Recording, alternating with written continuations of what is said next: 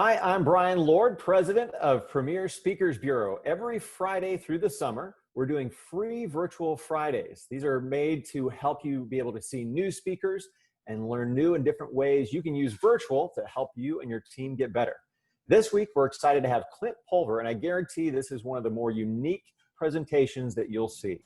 Clint is a workforce expert and has been featured in Business Q magazine as one of their top 40 under 40. Clint has also been on America's Got Talent and has starred in movies with actors like Jack Black and John Hader of Napoleon Dynamite fame. He flies helicopters and enjoys bull riding and loves long walks to the fridge. Clint's presentation today is creating possibilities in times of crisis. For those viewing, if you have headphones, use them. That will make your experience a whole lot better. So Clint, welcome to Premier's Free Virtual Friday. Brian, thank you. I appreciate it. And everybody that's watching, what is up? I am so excited to be here. Before I start, I think it's totally appropriate that if you're watching this, let's just take a minute and in the Q&A box, the chat box, just send a thank you to Brian and everybody at Premier. I think this is like the 7th or the 8th time that they have done these free virtual Fridays. And if you have benefited from this, if you have had some sort of value, just yeah, in the comments, they're coming in, I can see them. Just show them some love. Thank you, we appreciate it. It's a lot of work to do this. You do it on a live setting, and that's one thing, but then you add the virtual component, and it's just a whole nother animal. So to Premier and Brian and Sean and everybody over there, thank you, thank you, thank you. Now, I need everybody to know, today I am not the speaker that's gonna sit here and like click through 97 PowerPoint slides. Okay, I'm not that person. I'm not the speaker that's going to tell you 54 things you need to be doing more of in your business. I'm just not that guy. But today, for the few moments that we have, I want all of you to know that I am the person that believes in the power of moments. Single moments in time that have the ability to change people's lives. And I believe the better we are at creating and designing those moments in our workplaces, our events, our relationships, even our families, the more significant we become. If you look at your life and what makes it a great story, it's the moments. That's what we remember. Some of them are epic, some of them are hard, even tragic, but it's the significance of those experiences that shape us. They allow us to become something more. And in doing so, we hopefully become more influential and remembered. Moments matter. You see, not too long ago, you guys, there was a little kid, just a little guy, and he would go to school, and he didn't struggle with science, he didn't struggle with English. The little kid just struggled to hold still. Every time he would try to focus, he would try to pay attention, his right hand would start moving, and then his left hand would start tapping. He would just constantly twitch. You could call it ADHD, ADD, whatever you want to call it, but he just could not sit still. And if you've ever been in a meeting and someone's like clicking their pen, right? Or someone's like tapping their foot and you're like, do it one more time and I'm going to rip your face off. It gets annoying. And the kid would do it again and again. And all the other kids would say, hey, Twitcher, can you stop? He got nicknamed the Tapper, was constantly bullied. And it wasn't even just the kids. Even the teachers would constantly say, young man, can you stop? Young man in the back, I need you to sit still. Hey, stop tapping. It happened again and again and again until one day there was an educator, and his name was Mr. Jensen. White hair, had big Coke bottle glasses, always wore suspenders and a red tie. He just looked at the kid as he was tapping in his class, and one day he just said, young man in the back, you, hey, listen, I need to see you after class. We're going to talk. And all the other kids, they all go, ooh, Twitcher's going to die. The kid's nervous. The bell rings. Class dismissed. It's a completely empty room, minus Mr. Jensen and the little boy. The old teacher went to the back of the room. He grabbed a big chair and a little chair, pulled the kid in close, and the first thing he said, he looked him right in the eyes and he said, do you know why we're talking? Do you know why you and I are having a conversation? And the kid said, yeah. He said, it's because I move. He said, it's because I have a hard time sitting still. He said, it's the only reason anybody wants to talk to me. And then Mr. Jensen said, listen, I know who you are. You're the kid that everybody calls the problem. You constantly tap. You do it in my class. You do it in everybody else's class. You're the kid that got sent to the principal's office 2 weeks ago because you just can't sit still. He said, but I watch you. He said, every time when you do an assignment, you'll start moving your right hand. And then literally at the same time, you'll move your left hand at a totally different rhythm. He's like, you move your feet. You just have independence. He said, in big adult words, we call that ambidextrous.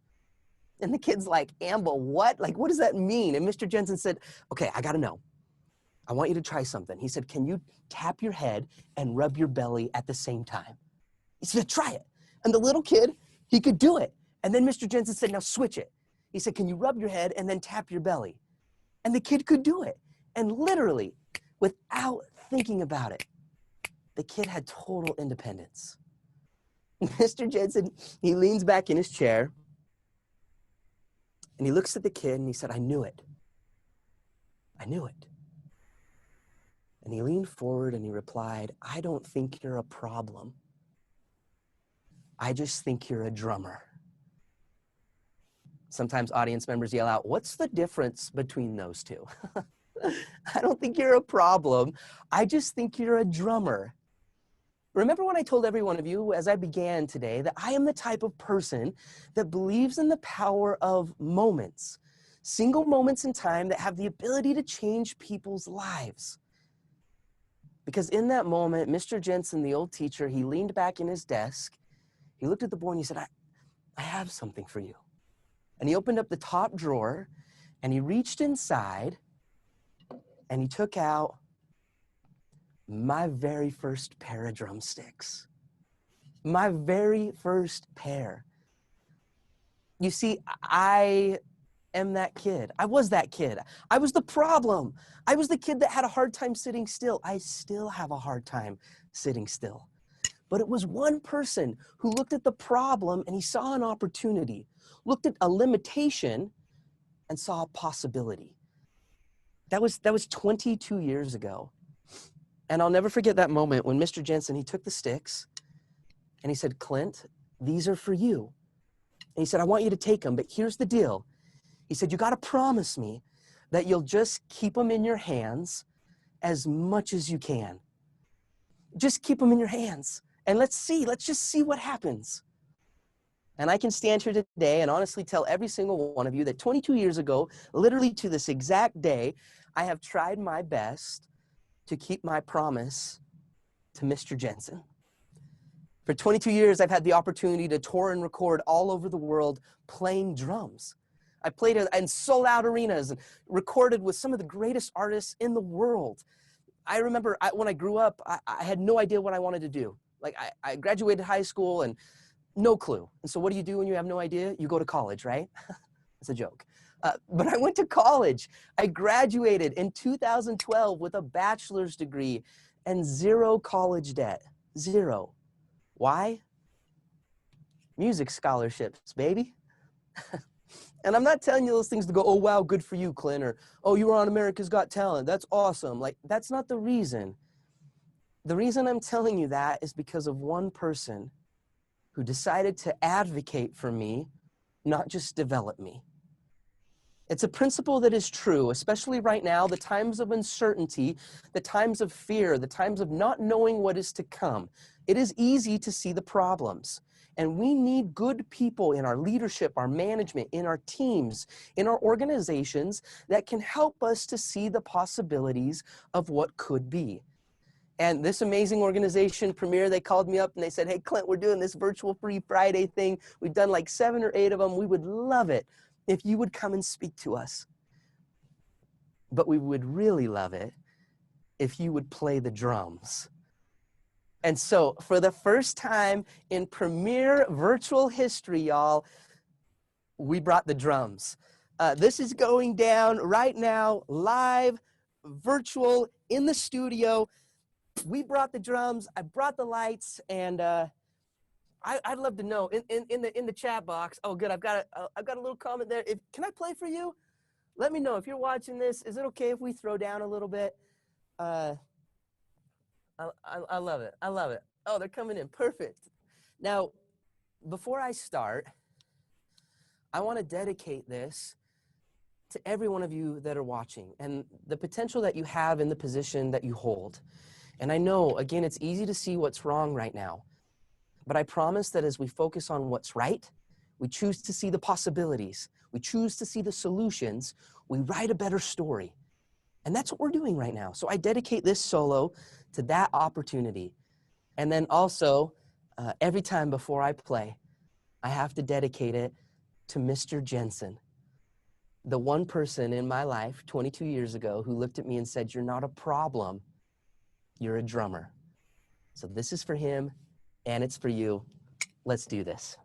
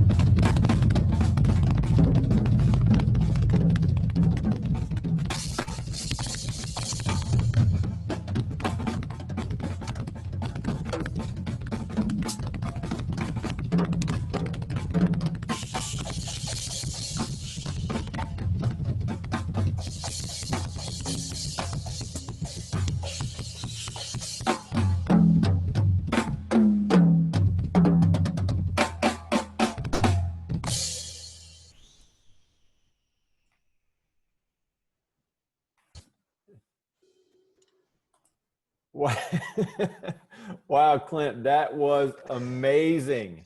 That was Oh amazing. my goodness.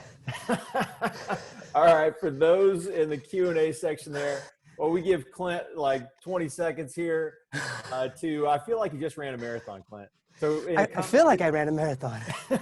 So put down your favorite part of that, or maybe your questions for Clint on how he got to be able to do that, or whatever questions you might have for that. I'm kind of worn out. They turned my mic on early, and I'm trying not to be like, holy cow, I don't want to be saying that over the drum solo. But that's impressive. That's pretty amazing. Thanks, Brian. I appreciate it. Thanks for letting me catch my breath. One thing's for sure, I got to stop eating Twinkies. That's what's got to happen. Thanks, Brian. So thanks, Susan, Carl, Jazz, Brian, everybody for throwing in. They love your hair too, by the way. Not just the drumming. It's nice. I decided to do it today. It's great. I only come once a week, so this is perfect. Yeah. Okay, great. Oh, and one from Amin. How do we develop your that sort of mentality, that advocate mentality, like finding your internal Mr. Jensen? That's one of your questions. I don't know if you're getting to that, but we'll throw that in there too. I love it. I love it. Thank you for the questions. Thanks for the comments. Thank you for the love. Listen, that drum solo, everything, it was all because somebody believed in me. That's it. Now, I'm not the best drummer in the world. There's plenty of drummers who are radder, badder, faster, cooler, whatever you want to call it. But Mr. Jensen was the person that taught me that it's not about being the best in the world. It's about being the best for the world. And so you're right, the question that you posed, how do we find our inner Mr. Jensen? How do we be the Mr. Jensen? Because we need that, and it's a weird world right now. And the more Mr. Jensens we have, I believe the further we see. For example, I've got this saying, and it says, solutions are found within the problems. I believe that, but I also believe it's sometimes hard to see. Everybody say this with me on the count of 3. Here we go. 1, 2, 3. Solutions are found within the problems. Nice. Say it one more time. 1, 2, 3. Nice. Except for it doesn't say that. It doesn't. Watch. Solutions are found within the problems. What? Mind blown, right? There's 2 thes, and some of you are like, oh, it's a dirty card trick. It might seem trite, but it's proving a point. There's 2 thes. I didn't change the font. I didn't change the color. But be honest, okay? In the chat, let me know if you didn't see the 2 thes. We know where you go when you lie. Let me know if in the chat if you did not see the 2 thes. See it? But see, that's the interesting part, right? Is it's not that you didn't see it. The cool part is that it doesn't matter if it's 2 years from now or 20 years from now, you will always see the 2 thes. If we ever see each other again, I hold this up, you'll always see them. You cannot not see it now. Why is that? Because I changed your perspective. If we can change our perspective, we alter our reality of what we see. And what you see always determines your influence, always determines the choices you choose or choose not to make. 5 years ago, I started an organization called the Center for Employee Retention. And the whole underlying foundation of the company was found in a research study that we conducted 5 years ago. Or it took us 5 years to conduct the research. We just finished, and basically what we called it was the Undercover Millennial Program. If you've ever seen Undercover Boss, that TV show, it's like Undercover Boss without the makeup. I am a millennial. I was the undercover millennial. How it would work is I would walk into an organization as someone who was looking for a job. So I'd walk into your business. I'd walk into a Chick-fil-A or a Walmart or a Verizon store. And I would walk up to the first employee that I saw, and I would just simply ask, what's it like to work here? I'm thinking about applying. What's your manager like? Tell me about the job. Do you see yourself working here long term? And every time when I would ask those questions, the employees would just take a minute. They'd look around, and then they would tell me everything. I mean, everything, the good, the bad, what was working, what wasn't working. Because I wasn't a survey. I wasn't a manager. It wasn't a one-on-one meeting. It was real. I believe in the 181 organizations that we worked with and the over 10,000 employees I have interviewed undercover. It has provided us the most real and authentic data on how great leaders were creating organizations their people never wanted to leave. Because that was the magic of the research.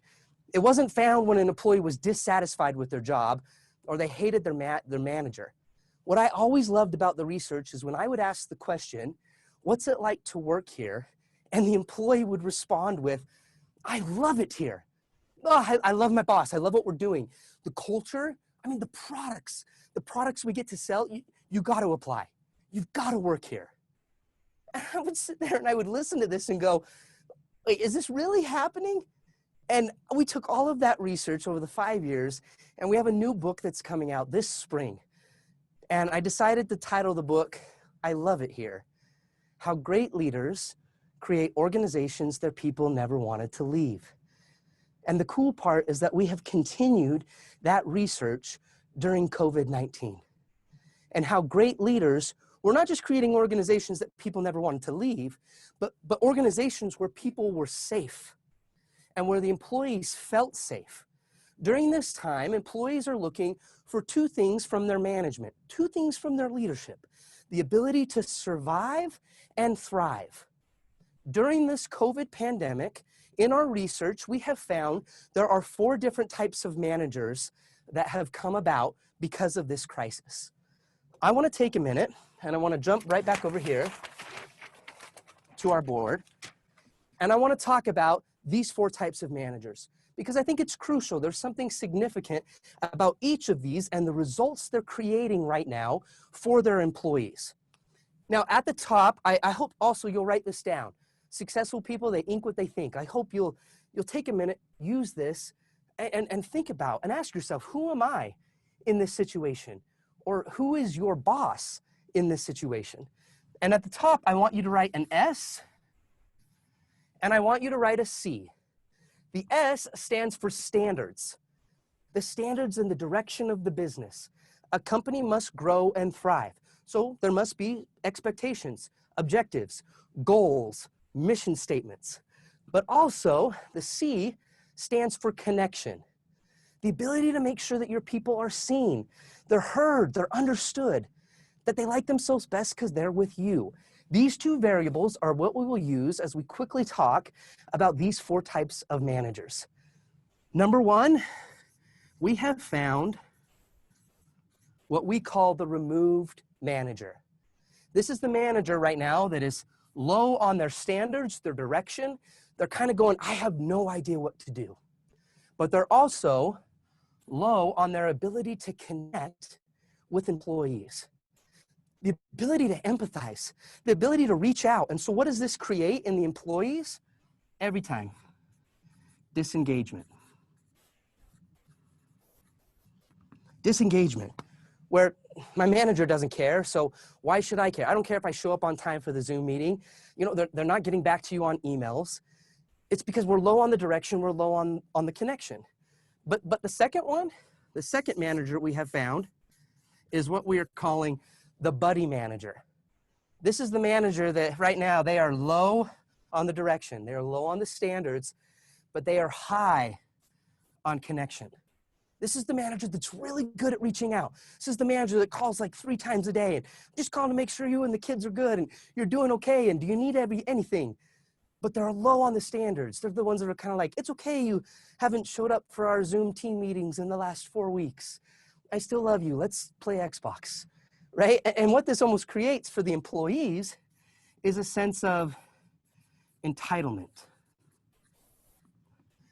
where they kind of go, I'm sorry I was late, but come on, man, we're homies. I'm sorry, I haven't gotten you that proposal and I haven't called that person and I don't know, you know how it is, man. We're friends or come on, give me a break. And they get this sense of entitlement that they don't have to do as much because you're their friend. But the third one that we have seen is the controller, the controlling manager.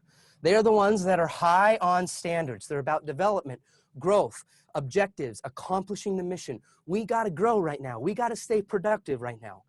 But they're also low on connection. Listen, I'm not going to call you a million times. I'm not going to see how you're doing. We've got a job to do. If I don't have a business, if we don't survive, then you don't get a paycheck.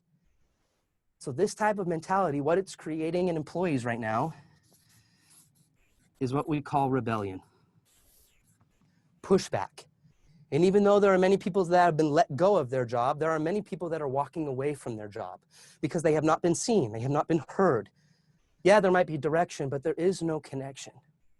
But this right here, number 4, this is the magic. This is what we call the mentor manager. They were high on their standards and their direction, but they were also equally as high on their connection. What does this create for your employees and even your customers, your children?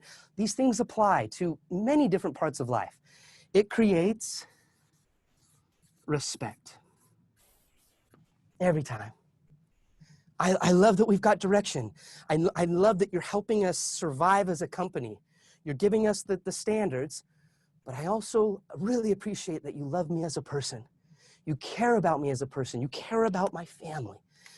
You must connect as much as you develop. We must advocate as much as we expect growth. Please remember this. Every person that you work with, no significant loyalty will ever happen from them until you create significant connection. Why is that? Because every one of your employees is asking the question, let me know when it gets to the part about me. And I know some of you might be hearing that going, well, those entitled little shining stars in my life. Let me know when it gets to the part about me. And I would propose that it's not so much about entitlement as it is about good business. We must not forget to bring humanity back into this crisis, back into the process of how we connect with people. I love that there's a reason why we call it the mentor manager, because mentorship must be earned. You must become the person that connects the employee, that connects your team to their dream. If you look at any great story, right, you always have the main character and they're trying to overcome something difficult or hard, like Aladdin, right? Aladdin had the genie because then this mentor pops out of nowhere and advocates. The mentor is the solution. It's the link, the catalyst that helps them to see the possibilities. They become the Mr. Jensen, right? Luke had Obi-Wan. Rocky, I love that movie. Rocky had Mick. Katniss Everdeen, she had Haymitch, right? Any great story, the mentor appears. And it is because of who the mentor is that gives the person in the story the reason to want to connect with them. I love that no significant connection happens without becoming a mentor. And mentorship must be earned. You might have a position or a title in your business, but your people will decide if you are a mentor. You cannot become a mentor until the employee or the mentee invites you into their heart. These 4 types of managers help you to become, right here, they help us to see the importance of influence and the results that it creates. But right here, the mentor manager helps you to be more influential, but also memorable. Memorable is an important piece because guess what? We are going to get through this. This crisis, this situation that we are in, we will get through it. And I promise you that your people will remember how you treated them through this crisis. They will remember. And we are writing that story. For me as a drummer, as I sit down, it's my job when I'm playing with a group to create memorable moments. Nobody cares how fast I can go. Nobody cares how loud I am. As a drummer, my goal is to create music. My job is to make people feel a certain way. That's how music becomes a hit. I also believe that's how leaders become a hit. They become unforgettable because of the memorable moments that they design that connect us to them. Let me show you. I want to show you how this works really quickly in music. We haven't tried this a lot, but I think it's going to help prove a point really quick. So let's jump back over to the drums. And I'm going to jump on here, and I'm going to play just a small little snippet from an iconic piece of music. And I want to show you how drummers create musical moments. When I play this, if you know the song and the artist, I want you to let me know in the chat. All right? Let's try this. Here we go.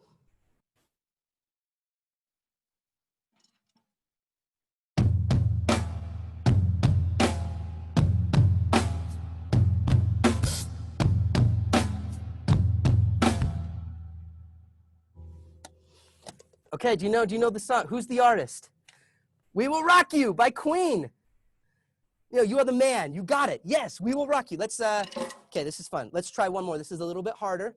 See if you can tell me the artist and the name of the song. Try it again.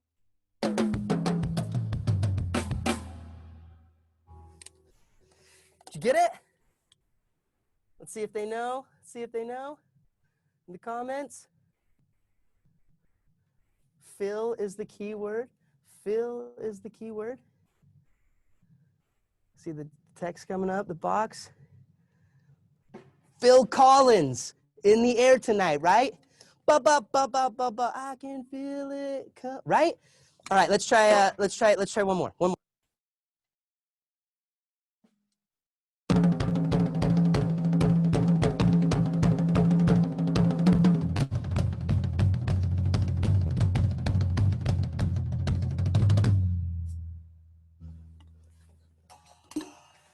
You guys get it? You guys get it? Wipeout? Wipeout by the Safaris? Right? You guys, yeah, you're amazing. You're amazing. Can you see how those simple, iconic moments, they become memorable? And the same thing happens in our relationships. You know, if I were to ask you to tell me the name of the last 3 NFL MVPs, or tell me who the last 2 Miss Americas were, the last 2 Academy Award winners were, most of us have no idea. We have no idea who those people are. But watch this. I want you to write the name of the teacher. Who was the educator in your life who made the biggest difference? In the Q&A box, I want you to write their name. Who were they? Who was that person?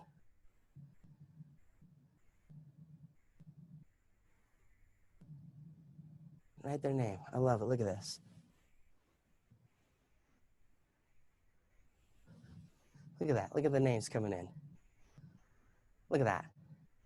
You see the difference? Or if I were to ask you to tell me the name of one person in your organization who's made a difference in your life, who's made your life a better story, who's that person? See, names instantly come up. We remember those people because they remembered us. I guarantee you remember those people because they became influential in your life. They were the people that got to the part about you. They were the people that you liked yourself best because you were with them. They were the people that communicated your potential and your worth so well to the point that you saw it within yourself. And the truth of it is that we never forget the good ones. They become both influential and unforgettable. And it leads to true significance. Right here, there he is. There is Mr. Jensen. That's a picture from 3 years ago. And he's still, Mr. Jensen's still alive and is still an incredible influence in my life. And he designed a moment that changed me forever. And I remember I sat down with Larry. I call him Larry now. And I just asked him, I said, Larry, why me? I got to know, after all these years, why was I the kid that got the drumsticks? And he simply said, Clint, you were my one. He said every term, every semester, he chose just one kid. And I know it might seem trite or maybe even motivational, but that's how he created the greatest influence. And I believe that's how we do it, is one by one, creating those individual moments of connection with people that will experience themselves better because of how we help them see the possibilities. I'm grateful that I was his one, and I believe that that's how we create influence. It's little by little that we make a little a lot. And I know that some of you right now, you feel like you're on an episode of Survivor. We're all going like, vote me off. Like, I am so done with all of this right now. But I promise your efforts, and as we strive to mentor, as we strive to reach out, as we strive to lift and help other people to see and make and create a better story, we ourselves write a better story. We ourselves become lifted. And those efforts, as small as they may seem, it's like what Mother Teresa said, at least it's a drop in the bucket. And little by little makes a lot. During our time together, every one of you that are watching have been given two things. You've been given the time to be here, which is pretty cool. But you've also been given the opportunity to choose when you leave here today to be a Mr. Jensen, to choose what you're going to do with the time that was spent. Choose to advocate as much as you develop. Choose to help people live a better story. Choose to influence. Choose to lift. And lastly and ultimately, choose to be a Mr. Jensen. God bless every single one of you. Thank you for watching. Brian and Premier and everybody at the Premier family, thank you, thank you, thank you. Hey, Clint, thank you so much for that. I really appreciate it. I'm going to have to give a shout out to Miss Langreth, Miss Genevieve, who were kind of two of my mentors growing up. And also thanks for an amazing, amazing performance. So thanks, Clint. We really appreciate it. You're very welcome. So thank you for everyone for watching this. Next week, we are off to celebrate Independence Day, but you don't want to miss Premier's next free virtual Friday. So 2 weeks from today, we'll have super stand-up comedian Nate Bargatze right here in our studio right here. You can actually go to premierspeakers.com/free right now to register. Between now and then, make sure to check out Nate's special, The Tennessee Kid, on Netflix. And thanks again for everyone for joining us for Premier's free virtual Friday, both for Premier folks and also national speakers folks. Thanks again.